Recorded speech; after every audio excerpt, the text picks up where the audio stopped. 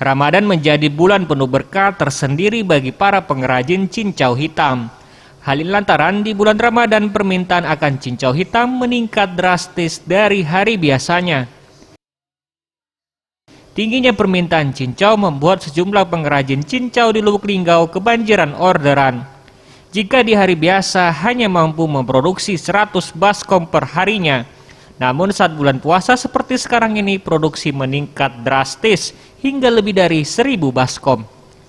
Salah satu pengusaha cincau Hendy Suyono yang berada di Jalan Dayang Torek, Kelurahan Lubuk Tanjung merasakan berkah Ramadan.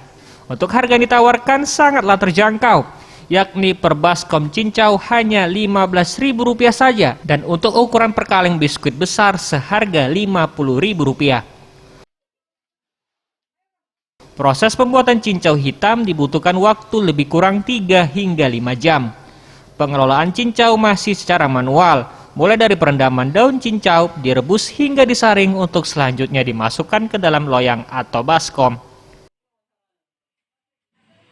Ramadan produksi kita tergantung permintaan lapak-lapak pasar sama masyarakat umum yang membutuhkan cincau untuk berbuka puasa, kurang lebihnya satu harinya 1.000. Kalau untuk pemasaran di Lubuk Linggau ini pasar satelit sama pasar impres. Ya.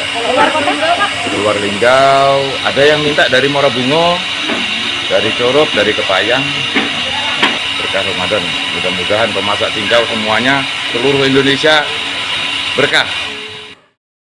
Industri rumahan pembuatan cincau ini sudah turun-temurun, yang merupakan usaha keluarga yang terus dikelola hingga saat ini.